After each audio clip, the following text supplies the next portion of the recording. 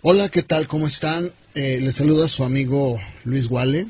Y bueno, en esta ocasión vamos a hablar acerca de un tema que, bueno, creo que la mayoría, si no es que todos, los cristianos lo sabemos de memoria. Y es el tema de la oración. Y bueno, cuando hablamos de la oración, creo que en la teoría todos podemos hablar de la oración. Probablemente hemos leído libros acerca de la oración. Tal vez en nuestra iglesia tengamos reuniones de oración, tal vez no. Pero todos entendemos lo que es la oración. El problema que tenemos como cristianos no es saber qué es la oración. El problema que hay en el cristianismo actual es que en la práctica el cristiano no ora. Desafortunadamente la oración es vista o es menospreciada porque de alguna manera hemos caído en una mentalidad como el mundo, en donde el tiempo es un activo muy valioso y donde tratamos de sacar el máximo al tiempo en nuestra vida diaria, ya sea compartiendo un trabajo con la familia, en la iglesia, o incluso si somos pastores, estamos tan ocupados haciendo tantas cosas para Dios que la oración la vemos como una pérdida de tiempo. ¿Por qué? Porque efectivamente la oración nos quita tiempo. La oración nos toma tiempo. La oración requiere que nosotros hagamos a un lado todo lo demás para dedicarnos a ella. Y creo que ahí es donde radica nuestro problema. Porque muchas veces, como lo decía, estamos confundiendo las prioridades como el mundo. El mundo piensa que el tiempo es algo que no lo puede perder, digamos, entre comillas, en cosas que aparentemente le parecen poco prácticas. Nosotros como cristianos debemos de tener otra mentalidad en cuanto a la oración. Deberíamos de ver la oración no como una inversión, no, como nuestra vida. Verlo como esa parte de nosotros que está intrínsecamente unida en esencia.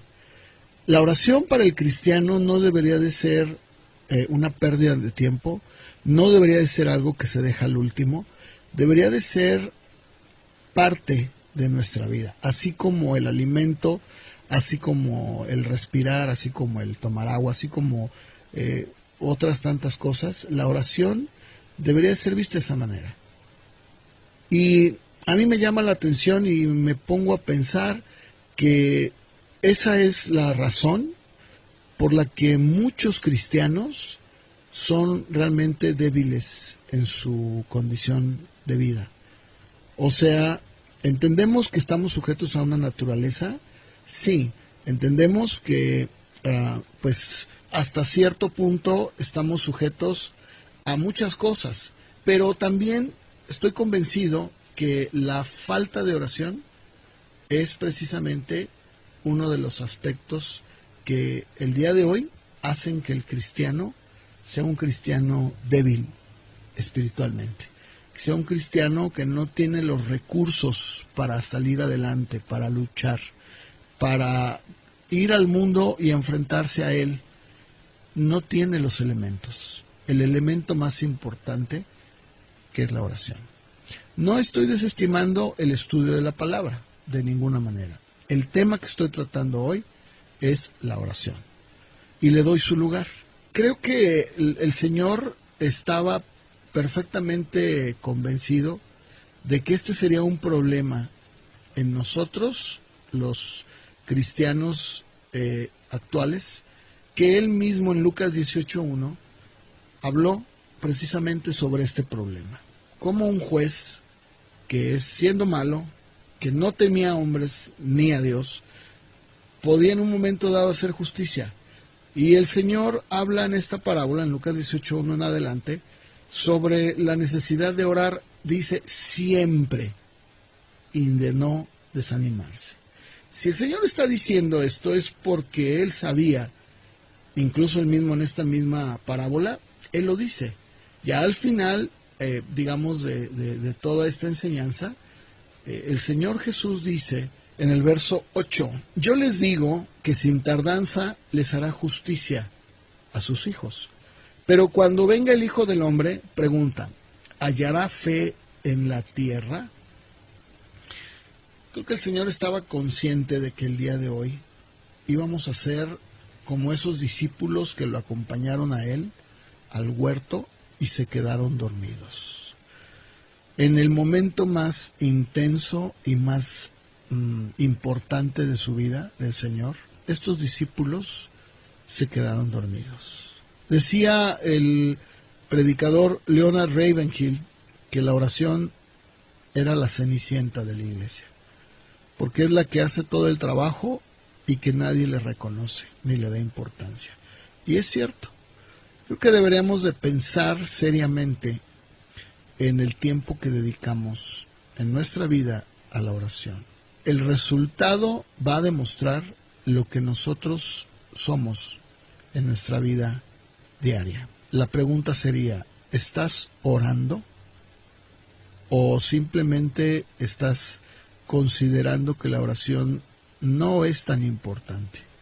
Creo que si de verdad le diéramos ese valor y entendiéramos, como lo dije hace un momento, que la oración es una parte vital en la vida del creyente, nuestras prioridades cambiarían. Tomaríamos más tiempo para estar a solas con el Señor orando. No estoy hablando de una oración familiar, no estoy hablando de una oración que hacemos antes de comer, de cenar o de desayunar. No, estoy hablando de ese momento, ese tiempo que dedicamos para estar, como María, a los pies del Señor, simplemente allí con Él. Pues muchas gracias por su atención a esta reflexión. Me despido de ustedes, su amigo, servidor, el pastor Luis Wale. Que Dios les bendiga. Un loco por ti, un loco que te ama, un loco que te espera para hablar y ser tu amigo.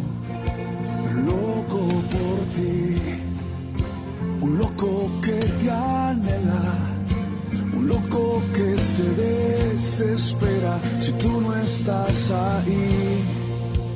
Loco por ti, loco por tu amor, un loco que solo desea estar en adoración. Loco por ti, loco por tu amor, un loco que lo entrega todo solamente por